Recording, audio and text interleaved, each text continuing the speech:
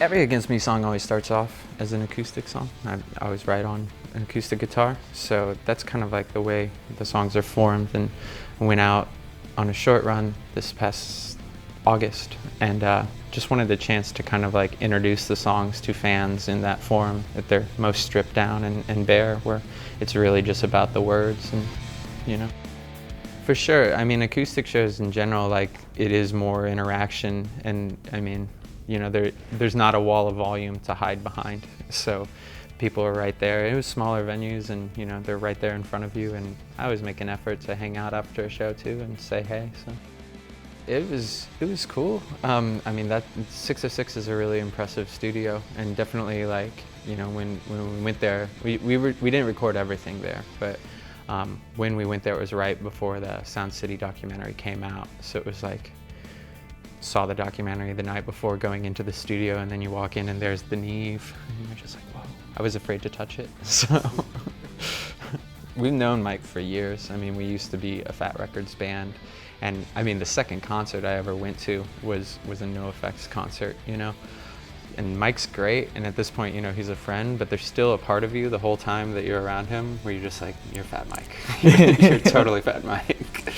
It's just, you know, the fan in you. It's the 14-year-old kid that is like, that can't disassociate the memory of, you know, because he was a hero back in the day, you know? I mean, I guess sonically, the approach is a little different in wanting to make just a more stripped down record and a more aggressive sounding record, you know? And wanting to go for like a really big guitar sound, but at the same time not wanting to go for a really big double tracked guitar sound.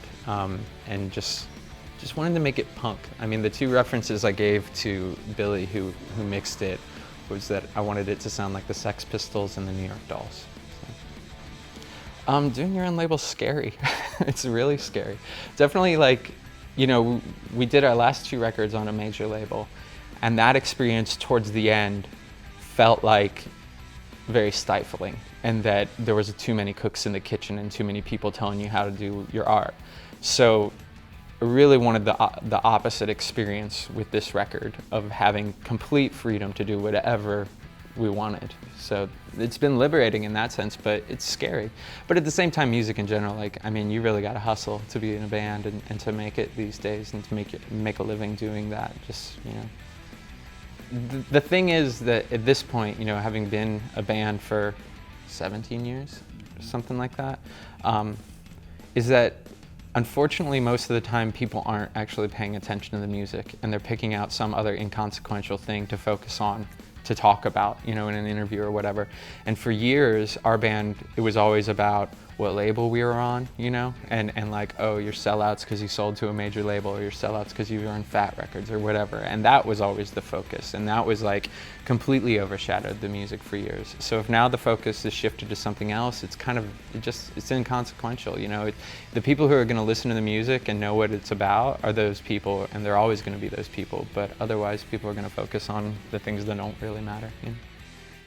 For sure, there's definitely been people that have come out and you know, say they were inspired by what I did, but I always try to drive it home the fact to them that, like, making that connection is the support I need too. And part of coming out and being public with it is that, you know, I was really isolated where I was in St. Augustine. I didn't know a single other transsexual or transgender person, you know?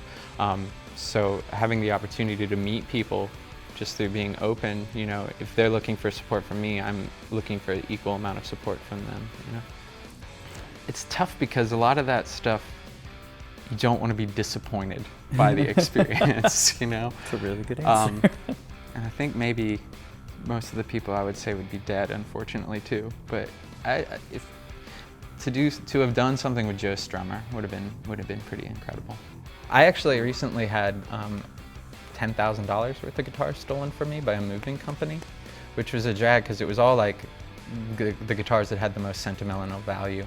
My bass that I got when I was like 13 years old that I played in all my first punk bands, and my Telecaster that was a birthday gift from Butch and Billy.